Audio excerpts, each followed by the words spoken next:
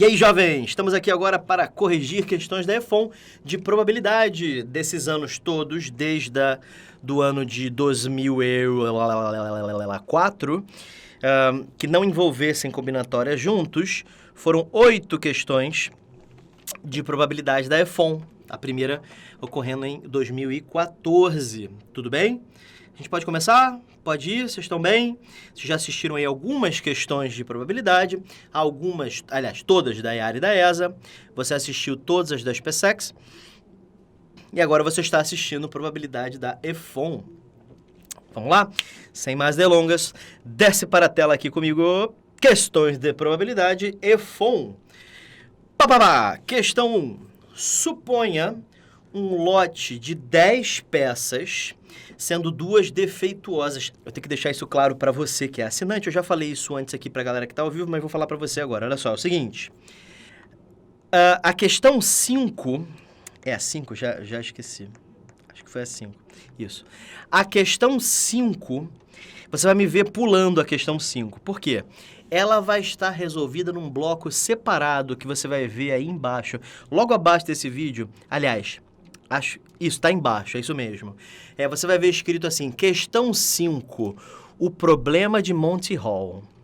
Tá legal? Aí você vai ver a resolução da questão 5 lá. Tá bom? É um problema de Monty Hall, é um problema de portas e bodes. Tudo bem? Fica calmo que você vai entender na hora. Tá bom? Show! Mas enquanto isso, a gente vai resolvendo a questão, tá? Desce na tela aqui. Suponha um lote de 10 peças, sendo 2 defeituosas. Testam-se as peças uma a uma até que sejam encontradas as 2 defeituosas. Beleza, até aqui dá para entender.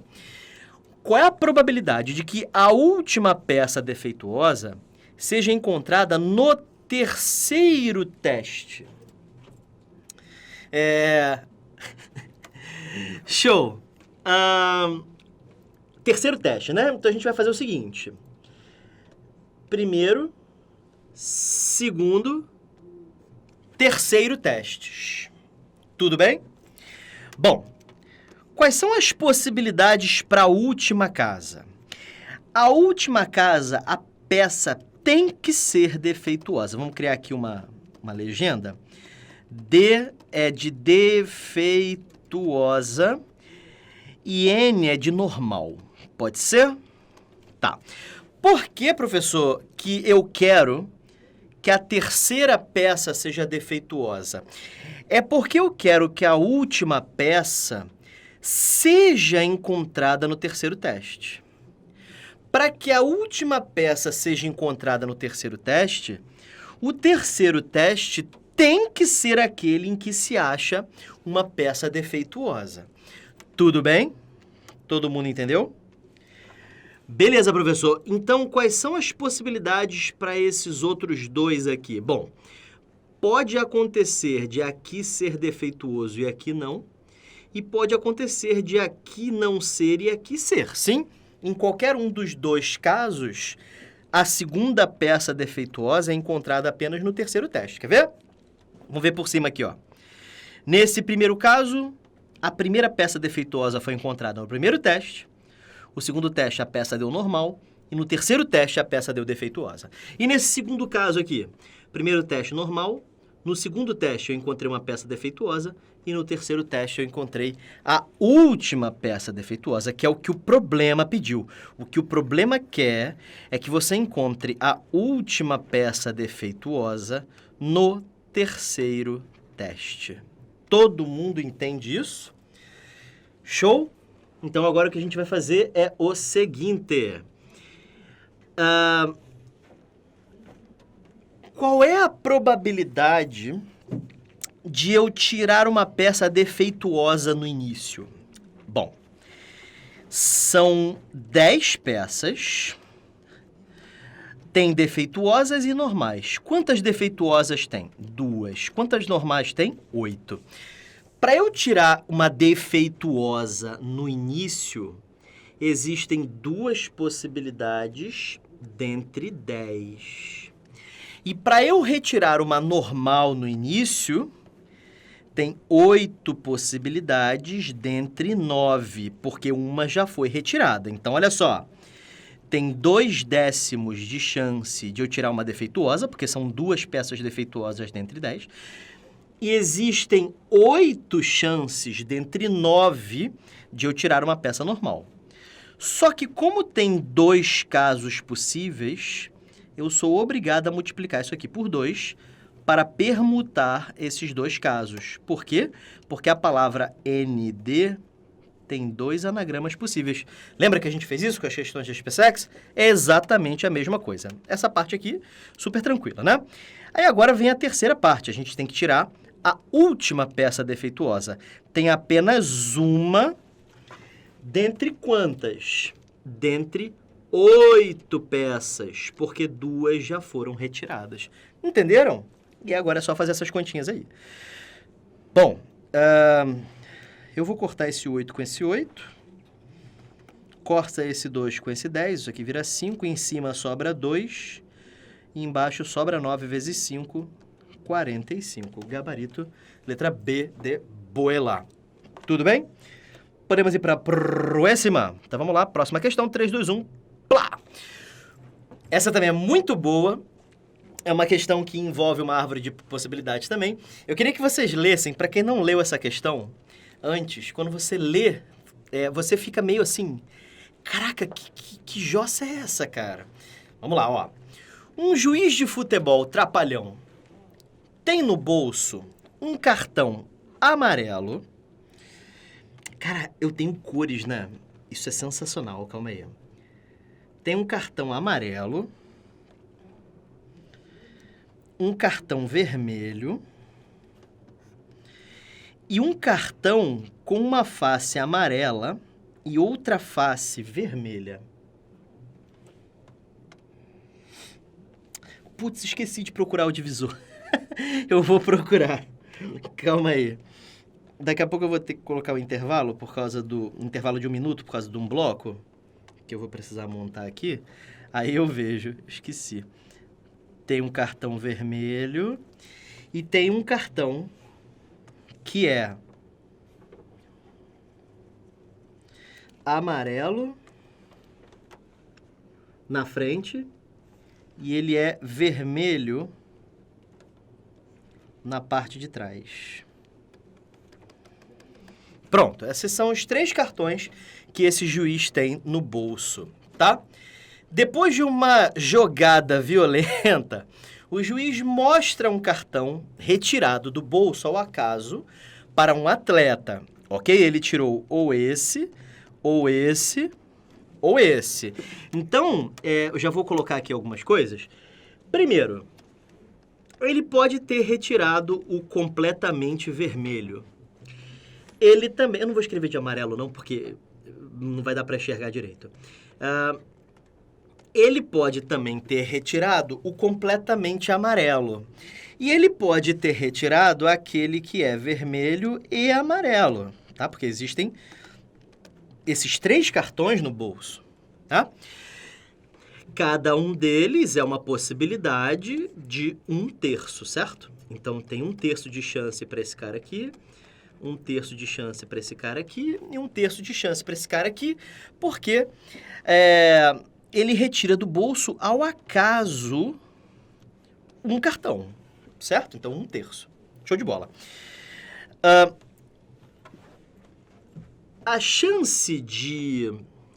Bom, se a face que o jogador vê é amarela, então, aqui tem 0% de chance de eu ver a amarela. Aqui existe 100%.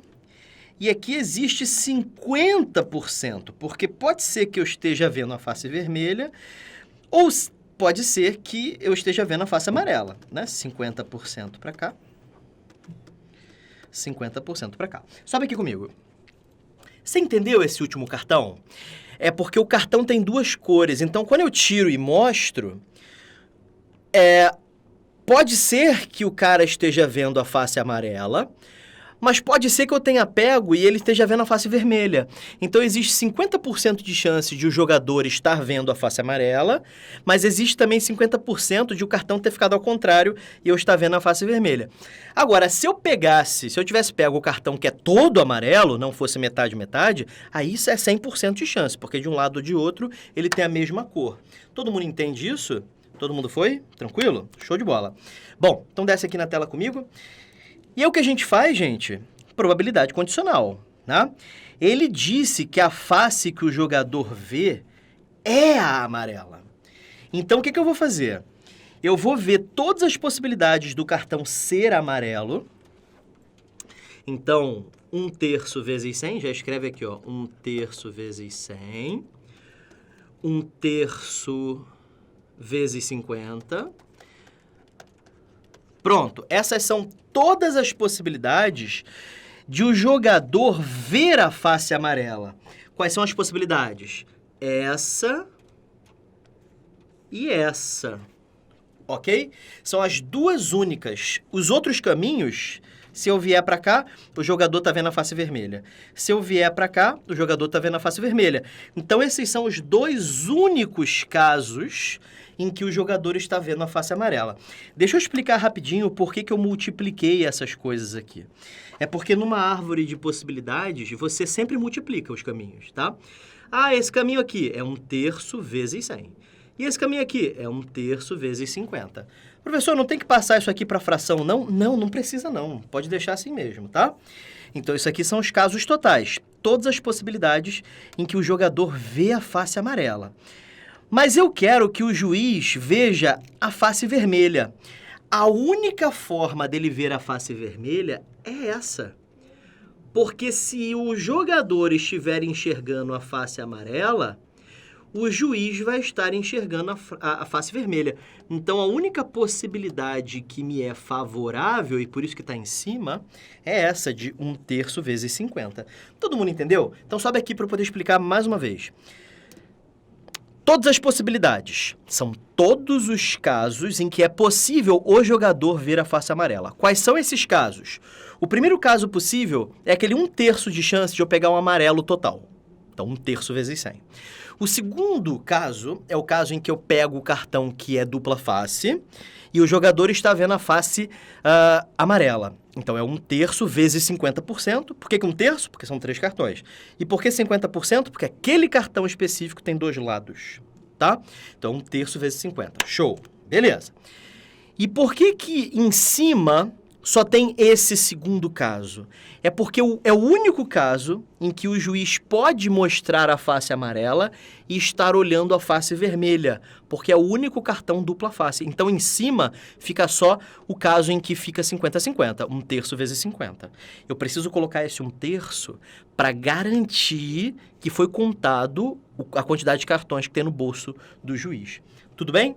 Questãozinha bem complicadinha, tá?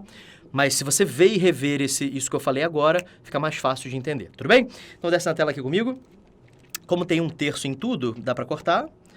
Professor, discordo. Tá, então coloca 1/3 em evidência aqui, corta que você vai ver que vai dar a mesma coisa, tá bom? Em cima sobrou 50, 100 mais 50 dá 150. Corta 0 com 0, isso aqui dá 1/3.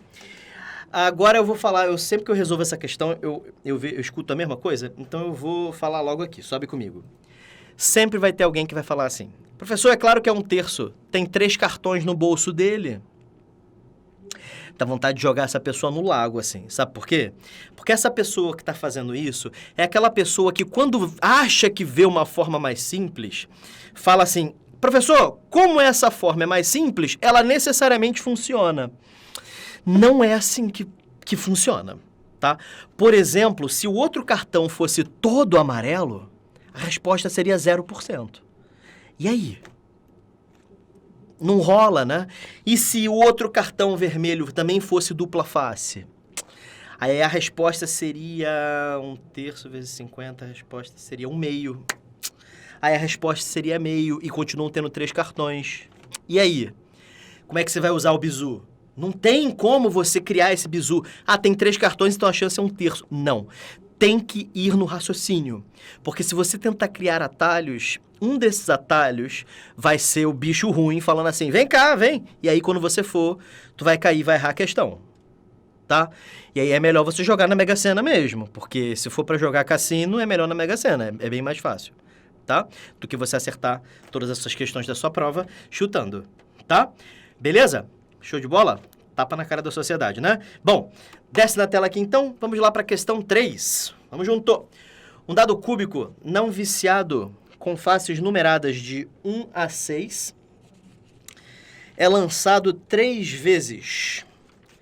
Em cada lançamento, anota-se o número obtido na face superior do dado.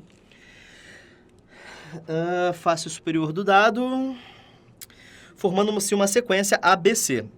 Qual é a probabilidade... então calma aí. Calma aí. Antes da gente fazer isso.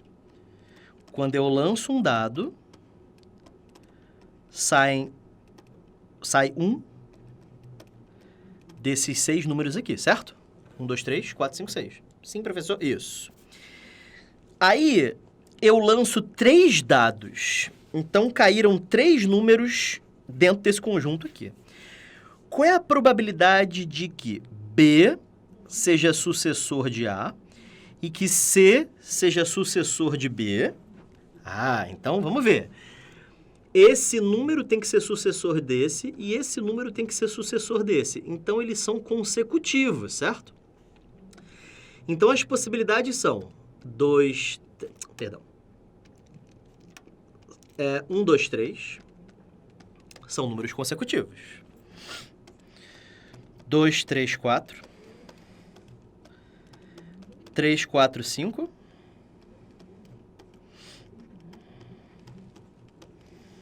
Ou 4, 5, 6. Certo? Esses são os casos em que B é sucessor de A e C é sucessor de B. Certo? Ou A, B e C sejam primos. Tá. Existem 3 números primos aqui dentro. 2, 3 e 5. Só que aqui tem uma pequena mudança. A mudança é o seguinte. Aqui em cima, esses números têm que sair exatamente nessa ordem, porque ele quer que o B seja sucessor de A e que o C seja sucessor de B, nesta ordem, senão não é sucessor. Agora, esses 3 caras serem primos, poderia não ter caído assim. Poderia ter saído assim. Poderia ter saído assim. Certo? Porque sobe aqui comigo. Quando ele diz que tem que sair 3 números primos, e ele não fala a ordem, é porque pode ser qualquer ordem. A ordem importa. Então, a gente tem que considerar todas as ordens possíveis. Todo mundo entende isso? Show de bola? Então, agora já dá para fazer a questão.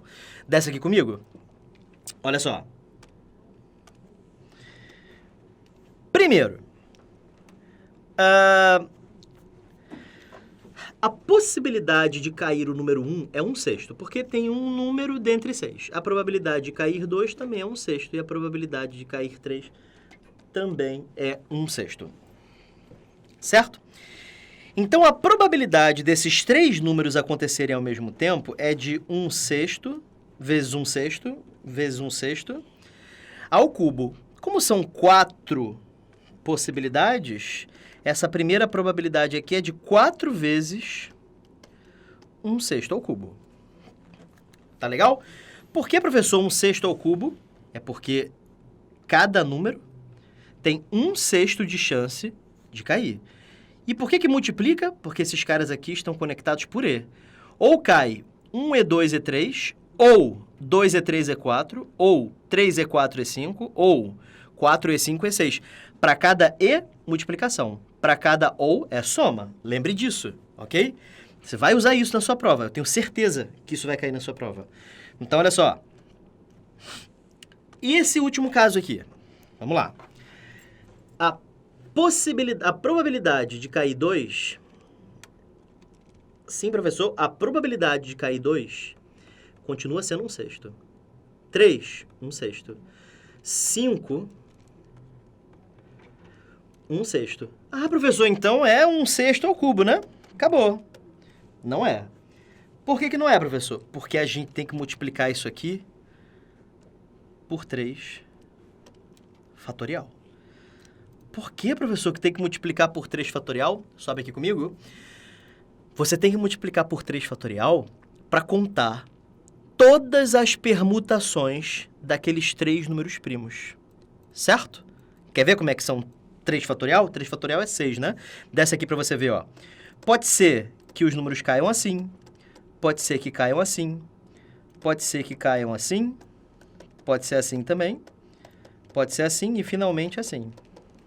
Essas são as 6 possibilidades que esses dados podem cair. Portanto, 3 fatorial, que é 6, né? Vou escrever 6 aqui, tá bom?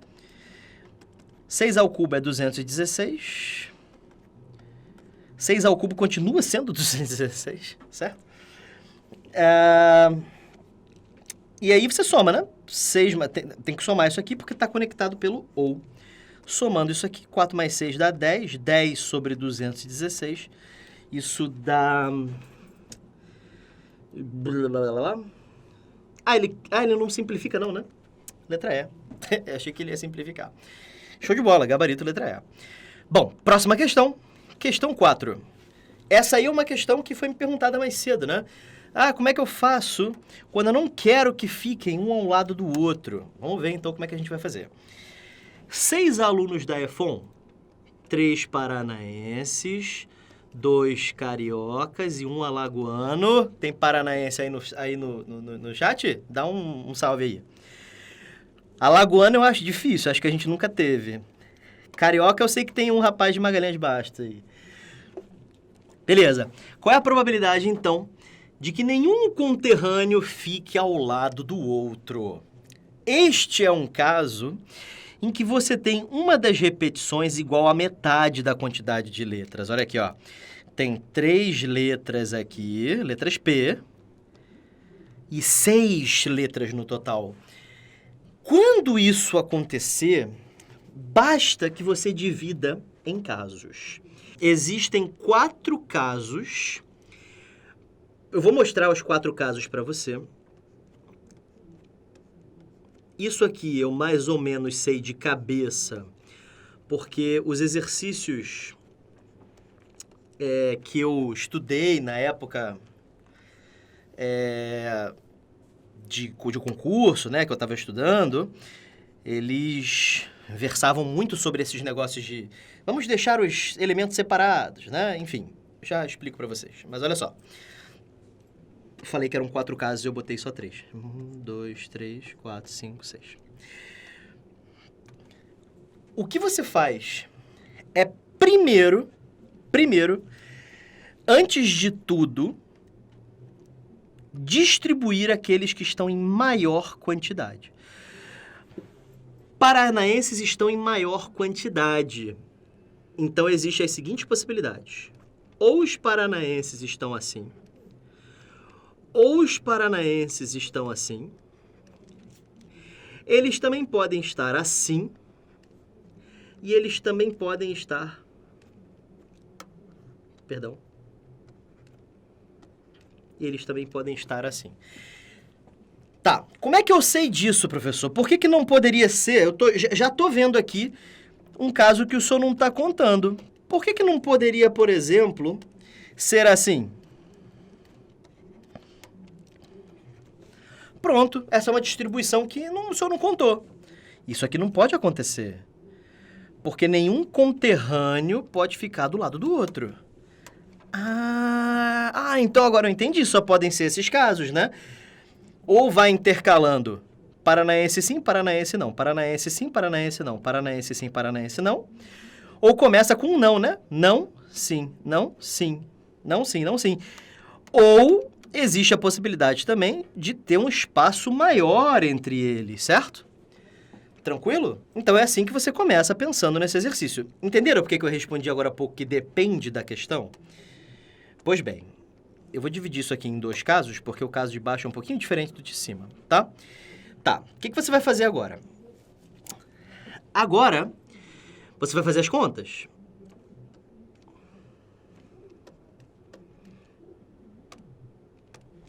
Preste atenção na conta, porque pode causar algum pânico, tá? Primeiro,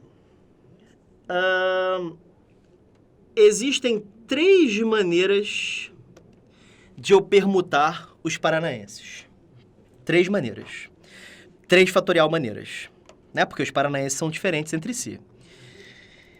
E existem 3 maneiras de eu permutar os cariocas e os alagoanos entre si, porque eles vão estar aqui em volta, tá? Professor, mas essas letras são repetidas. Não, a gente não considera repetido, não. Tá bom? Porque são pessoas, certo? Ok? Então, beleza, ó. Então, C, A, 3 fatorial. P, 3 fatorial. Então, sobe aqui comigo.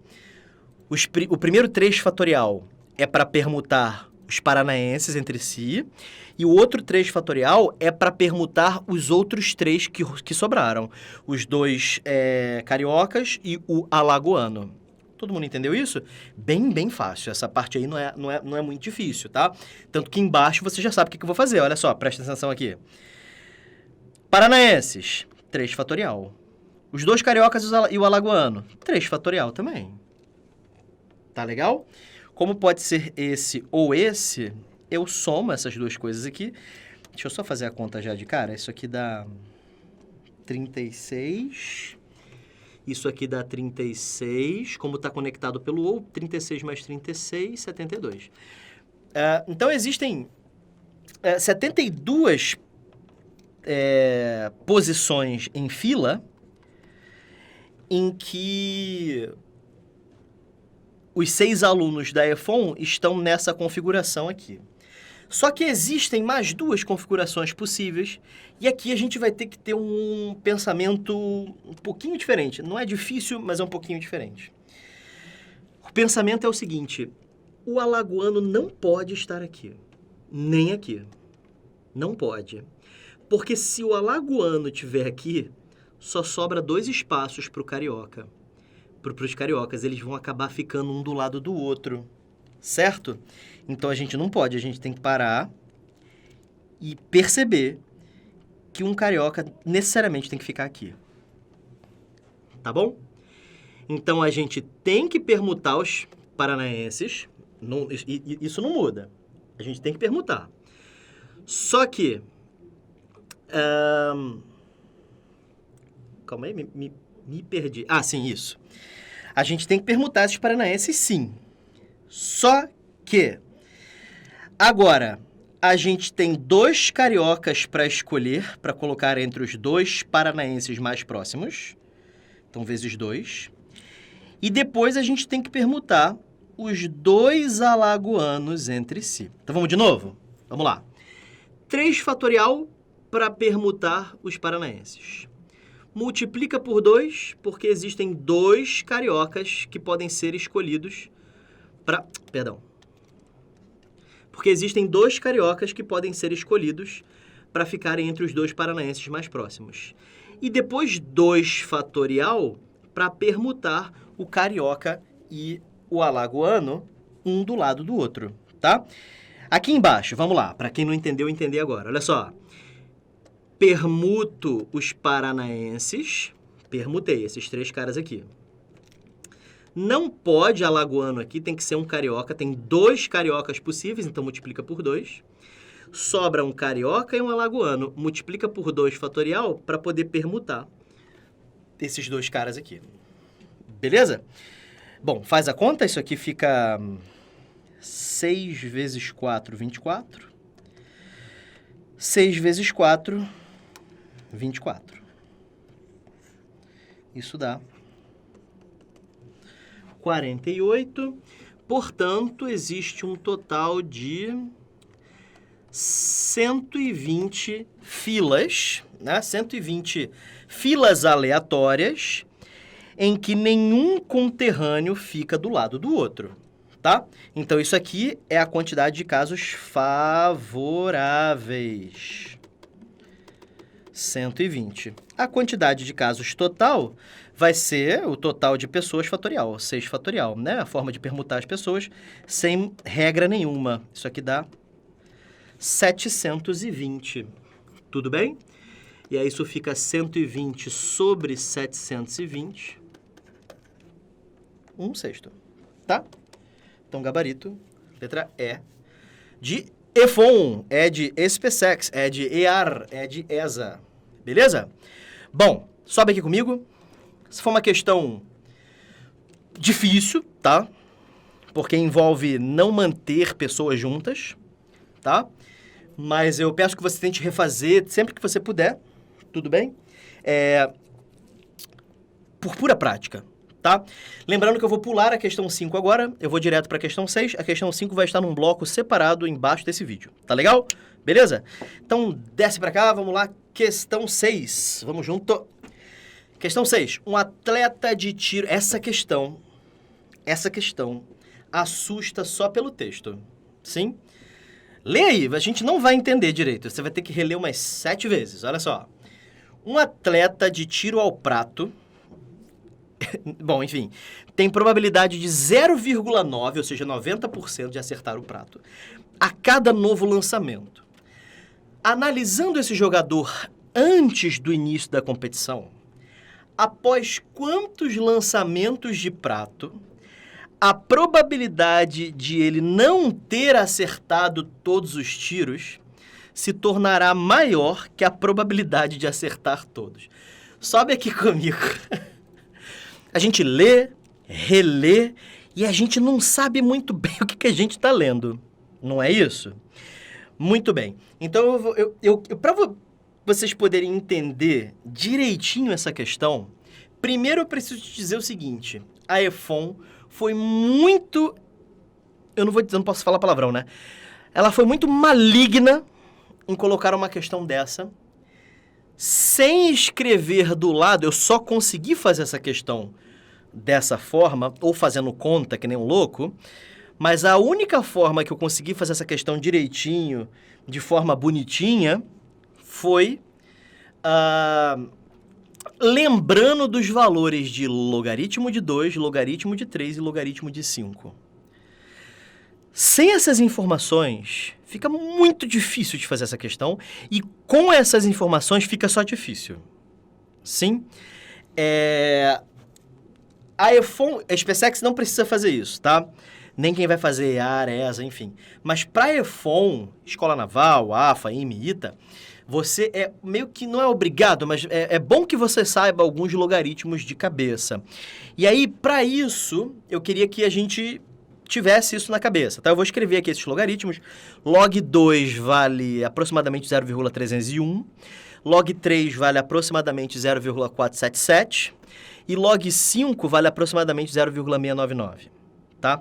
O log 5 você consegue chegar a partir do log 2. Vocês veem isso? Deixa eu mostrar aqui para vocês. Desce aqui comigo. Olha só. Se você sabe que log de 2 é 0,301, você tem como achar log 5. Quer ver? Olha só. Eu afirmo para você que log de 5 é 0,699. Mas vamos ver por quê. Log de 5 é a mesma coisa que log de 10 sobre 2, certo? Porque 10 sobre 2 é 5.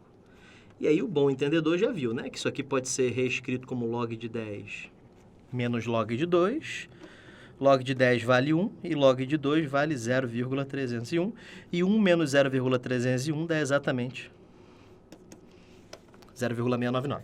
Então, saber essas informações aqui acabam sendo essenciais para você resolver a questão. Log de 2, 0,301. Log de 3, 0,477. Eu não lembro se o log 5 era importante ou não. Eu vou escrever aqui de qualquer forma. Tá? Bom, o que pode estar causando ainda algum pânico, sobe aqui. O que pode estar causando ainda algum pânico é o que logaritmo tem a ver com atirar em prato, né? Né? Bagulho de atirar em prato, o que tem a ver? A probabilidade... Vamos ver por que isso acontece? Vamos lá. Primeiro, a gente precisa entender o que o problema está falando. O que o problema está falando é o seguinte. Eu tenho 90% de chance de acertar de primeira. 90%, chance alta. Se eu atirar 2 vezes, você acha que a chance aumenta ou diminui?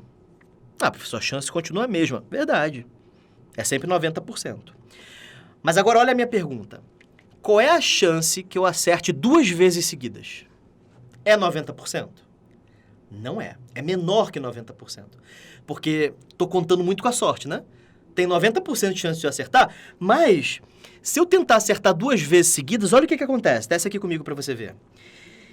Para eu acertar uma vez, a chance é 0,9. Para eu acertar 2 vezes, eu tenho que acertar a primeira e acertar a segunda. Certo? E 0,9 vezes 0,9 dá 0,81. Olha o que aconteceu. Para eu acertar um prato, 90%. Para eu acertar 2 pratos, 81%.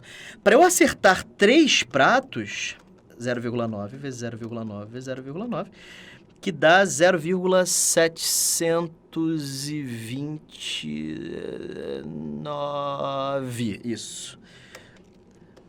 Ou seja, 72,9%.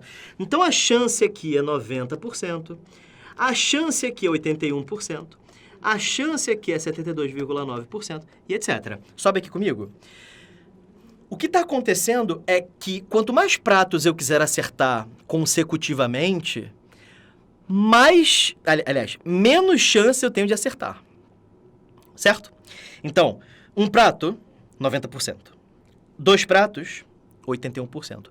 3 pratos seguidos, 72,9%. 4 pratos vai ser menor ainda. 5 pratos, menor ainda. 6 pratos, menor ainda. E lá. Todo mundo entendeu? O que ele quer é saber quando é que acertar todos vai ser superior, ou melhor, inferior a acertar nenhum. Quando é que isso vai acontecer? A probabilidade é maior do que a outra quando uma está maior que 50% e a outra está menor que 50%. Por exemplo, se eu digo para você que eu vou jogar uma bolinha dentro de um cesto e a chance é de 51%, eu tenho mais chance de acertar do que errar. Porque são 51% de chance de acertar, 49% de chance de errar. Tudo bem? Tá, vou diminuir 0,2%, 0,2%. 51 menos 0,2 dá 50,8. Ainda está maior que 50. Então, a chance de eu acertar o sexto, se fosse aleatório e eu soubesse essa probabilidade, continua sendo maior do que errar. A chance de errar agora é de 49,2. Porém, se eu reduzir muito e a chance de eu acertar agora for 49, agora a chance de eu errar supera a chance de eu acertar. Isso acontece quando a minha probabilidade cai para menos de 50%. Todo mundo entendeu? Agora lê de novo o problema, desce aqui comigo. Olha só. Qual é a probabilidade de ele não ter acertado todos os tiros? E quando que essa probabilidade vai se tornar maior que a probabilidade de acertar todos? Sobe comigo aqui. Isso vai acontecer quando a chance de eu acertar todos cair para menos de 50%. E uma hora vai acontecer. Você viu que foi diminuindo? Com um prato só, a chance foi de 90. Com 2 pratos, 81. Com 3 pratos, 72,9. Vai ter uma hora que a quantidade de pratos vai trazer a minha probabilidade para menos de 50%. Quando a minha probabilidade for menor que 50%, a chance de não ter acertado um prato vai ser maior. Por quê? Porque se um lado é menor que 50, o outro lado acaba sendo maior. Tudo bem? Todo mundo entendeu? Esses dois eventos são complementares. Acertar todos... Aliás, são complementares, eles são opostos. Acertar todos ou errar pelo menos um. Isso é a negação disso, é só estudar, isso é lógica, tá? Isso é uma proposição lógica, a negação de todo é uma parcialidade, tá? Beleza? Show! Então, essa é a primeira parte, você entender isso, né? Então, vamos entender mais algebricamente agora, tá? Então, desce aqui comigo. Eu não sei qual é a quantidade de pratos que vai fazer com que o meu percentual fique menor que 50%. Eu não sei qual é a quantidade, vou chamar de N, tá? Esse N é o que eu quero saber, né? Após quantos lançamentos de pratos? N. O que eu sei sobre N é que vai ficar 0,9 vezes 0,9 vezes 0,9 vezes 0,9 N vezes. Certo? Aqui foi uma vez só. Aqui foram 2, porque eu acertei 2 pratos. Aqui foram 3, porque eu acertei 3 pratos. Aqui vão ser N vezes, porque eu vou acertar N pratos. Tá? Então, eu não vou escrever assim. Eu vou escrever na forma de potência. 0,9 elevado a N. Assim como aqui eu posso escrever simplesmente 0,9 ao cubo. Assim como aqui eu posso escrever 0,9 ao quadrado. E aqui eu posso escrever 0,9 elevado a 1. Então, isso aqui, gente, 0,9 elevado a N, sobe aqui, é uma fórmula que permite que eu descubra, após N pratos acertados, qual a probabilidade de eu ter acertado todos. A probabilidade é de 0,9 elevado a N, tá? Bom, desce aqui então. Aí, deixa eu apagar isso aqui. O que eu quero? Eu quero que 0,9 elevado a N seja menor que 50%. Para que a probabilidade de eu acertar todos seja menor que as chances de eu ter errado pelo menos um. Ou seja, de eu não ter acertado todos os tiros. Então, eu tenho que resolver essa inequação aqui, tá? Para isso, eu vou jogar logaritmo dos dois lados, porque isso é o que a gente faz quando a gente tem uma variável no expoente. A gente joga o logaritmo, porque aí o logaritmo faz com que o expoente caia, e aí fica tudo linear, tá? Dá o peteleco, aí o N cai pro lado do logaritmo, N log de 0,9 é menor que log de 0,5. Tá legal? Tem que calcular cada um desses termos agora, deixa eu calcular aqui do lado. Log de 0,9 é a mesma coisa que log de 9 décimos, certo? Isso aqui fica assim. Log de 9 menos log de 10. Lembrando que 9 é 3 ao quadrado. Cai o 2. Isso fica 2 log 3 menos log 10, que é 1. Só que o log 3, eu sei, né? É 0,477. 2 vezes 0,477, agora é a parte que eu erro, dá 2 vezes 7, 14, 2 vezes 7, 14, mais um 5, 4 vezes 2, 8, mais um 9, né, professor? Isso. Menos 1, isso dá 0,046.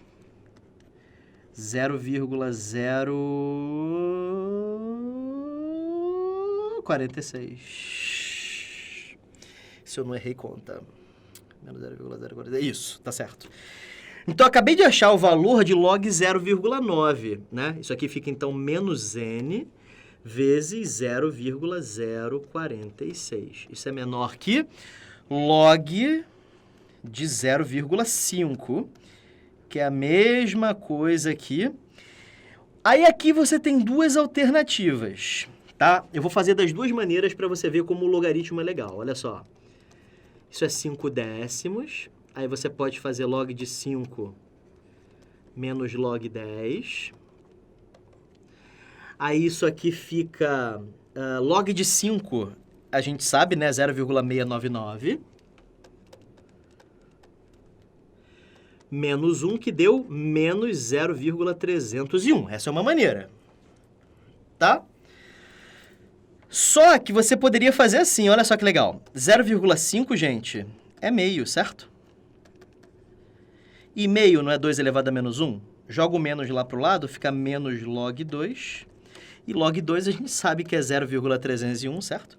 Então, isso aqui fica menos 0,301, bem mais rápido, né? Beleza, então a gente chega no fato de que log de 0,5 é menos 0,301. Multiplica os dois lados por menos, vai ficar tudo mais. Só que numa inequação, quando você multiplica por menos 1, você tem que inverter o sinal. E aí o n tem que ser maior que 0,301 sobre 0,046. Multiplica por 100 em cima e embaixo, fica 301 sobre 46. Deixa eu fazer essa conta aí. Dá por 6. 6 vezes 6, 36. 6 vezes 4, 24. Mais 3, 7. 27. Sobram 25.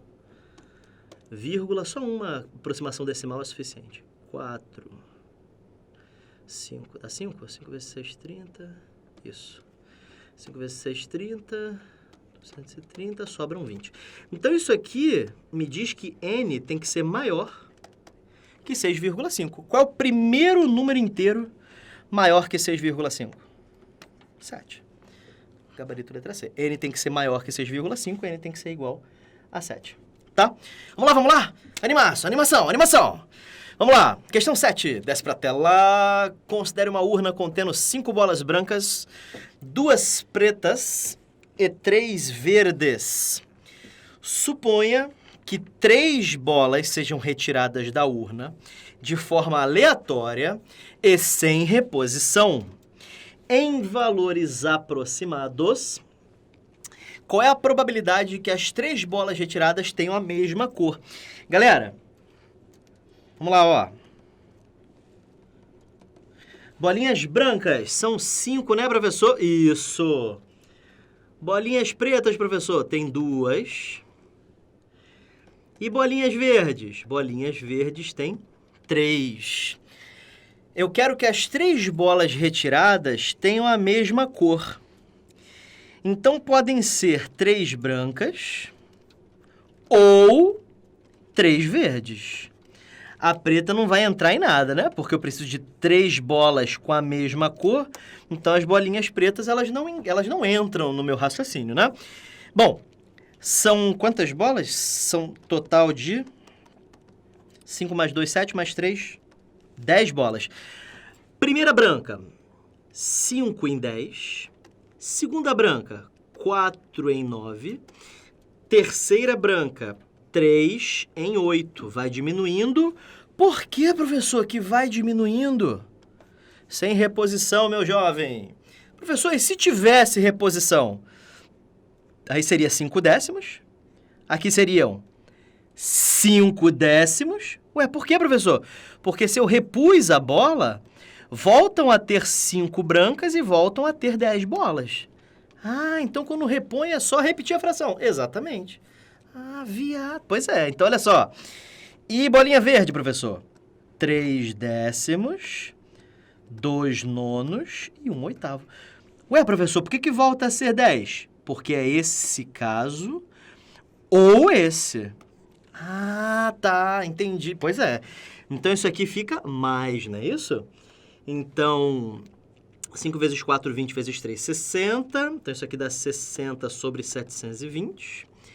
E aqui fica 3 vezes 2, 6 sobre 720. Soma isso aí.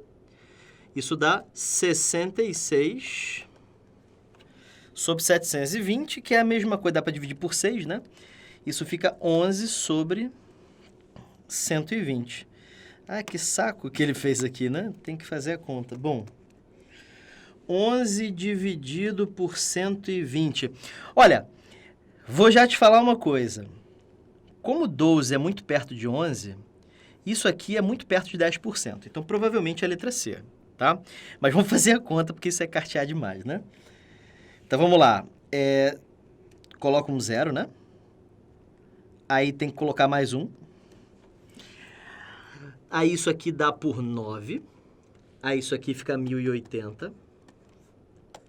Aí sobram 20. Aí 120, aqui dá 80. Vou fazer mais um só para mostrar que deu certinho. Isso aqui dá 720, sobra 80, e aí continua 666 reticências. Então, isso aqui dá 9,16 reticências por cento, que aproximando dá 9,17%. Gabarito, letra C de casa. Muito bem, gente. Próxima questão e última.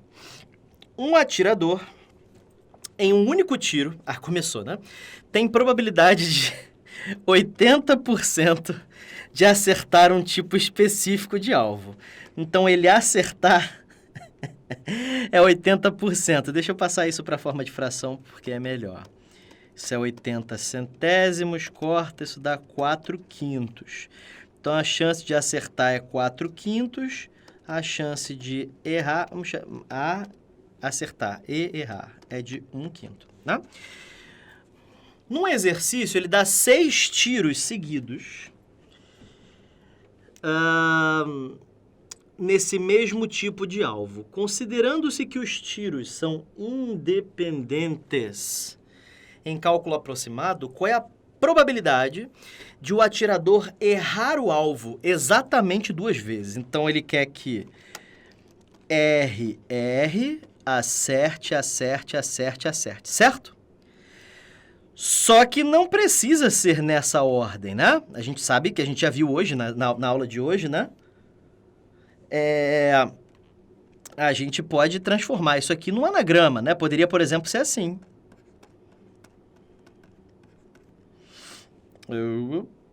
É isso aí, poderia ser assim, certo? Acertei, errou, acertou, errou, acertou, certo? Então, antes de fazermos a análise de probabilidades, a gente precisa saber quantos anagramas isso aqui possui, tá legal? Então, tem 6 letras, né? Então, 6 fatorial, tem 2 repetidas aqui e tem 4 repetidas aqui. Tá bom? Perceba que isso aqui é a mesma coisa que combinação de 6 tomados 2 a 2. Por que é a mesma coisa? Porque escolher a posição das 2 que erram é o mesmo que escolher a posição das 4 que acertam. Tá? Não sei as outras 4 que não foram selecionadas. Mas, enfim. Beleza, isso aqui fica 6 vezes 5 vezes 4, dividido por 2 vezes 4. Corta. 6 vezes 5, 30, dividido por 2, pi. Tô brincando, gente. Brincadeira. Tá 15. Ok? 6 vezes 5, 30, dividido por 2, 15. Show de bola. Então, a gente já sabe a quantidade de anagramas. O que você faz? Já escreve o 15 na frente do cálculo das probabilidades, para você não se esquecer, tá? Eu quero que R. Então, vai ser... Errar é 1/5, né? Então, vai ser 1/5 vezes 1/5. Vai ficar ao quadrado. E depois eu quero acertar 4 vezes. Então, fica 4/5 vezes 4/5 vezes 4/5 vezes 4/5. Ou seja, 4/5 a quarta. E essa aí é a probabilidade. Agora, a gente tem que fazer essa conta aí. Que, sinceramente, é a parte que eu erraria, né? Bom, então isso fica 15 vezes 1/5 ao quadrado vezes... Ai, cacete. 4/5 à oitava, é isso? Não, a quarta. Beleza, isso fica 15 vezes 1 sobre 5 ao quadrado, vezes 4 à quarta sobre 5 à quarta. Certo? Aí isso aqui fica 15 vezes 4 à quarta, que é 2 à oitava, dividido por 5 à sexta. Aí aqui, uma marotagem é você multiplicar por 2 à sexta, em cima e embaixo, certo? Aí aqui fica 2 à 14, e aqui embaixo fica 2 vezes 5, 10 à sexta, certo? Aí agora você vai fazer o seguinte, 2 a 14, eu acho que eu sei mais ou menos de cabeça, calma aí. 2 a décima é 1024, aí a 11, 2048, isso não é de cabeça, né? Eu tô fazendo a conta. 4.000, 11, 12, 8.112...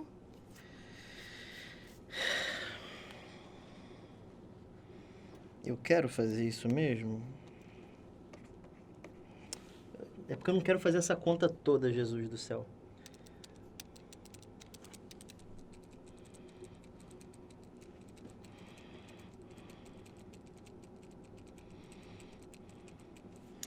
Tem uma coisa que eu posso fazer para me poupar aqui, pelo menos. Transforma isso aqui em 13. O 2 eu jogo para o lado. Esse 15 eu transformo em 3 vezes 5. 2 vezes 5 dá 10, e eu corto com um dos 10 que está embaixo. Pronto, aí em cima sobra 3, 2 elevado a 13, 10 a quinta. Pronto, melhorou, porque eu posso parar aqui. Então, isso aqui fica 3 vezes 8.192, dividido por 1, 2, 3, 4, 5 zeros. Show. Essa aqui dá para fazer até de cabeça agora. 3 vezes 2, 6.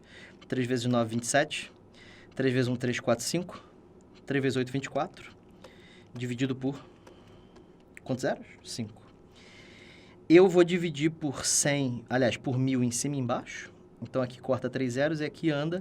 Isso aqui dá 24,576%. Que dá aproximadamente 24,58%. Agora sim, é 2 elevado a 14, mas eu consegui transformar em 2 elevado a 13, Lucas. Eu peguei o... sobe aqui? Eu peguei o 2 elevado a 14 e transformei em 2 elevado a 13. Para vocês que não estão entendendo o que eu estou falando, é porque tem um chat ao vivo aqui agora, para vocês assinantes. Tem um chat ao vivo e eu estou respondendo aqui a pergunta de um dos participantes. Então, eu peguei o 2 a 14, tirei o 2, virou 2 a 13. Aí eu juntei o 2 com o 5 que saiu do 15 e virou 10, cortei com 10 embaixo e ficou só o 3. Tá legal? Bom, jovem, terminamos aqui essas questões EFON. Eu espero que você tenha gostado. Não se esqueçam de rever e refazer os exercícios. Tudo bem? Meu jovem, até a próxima aula. Fique com Deus. Fui!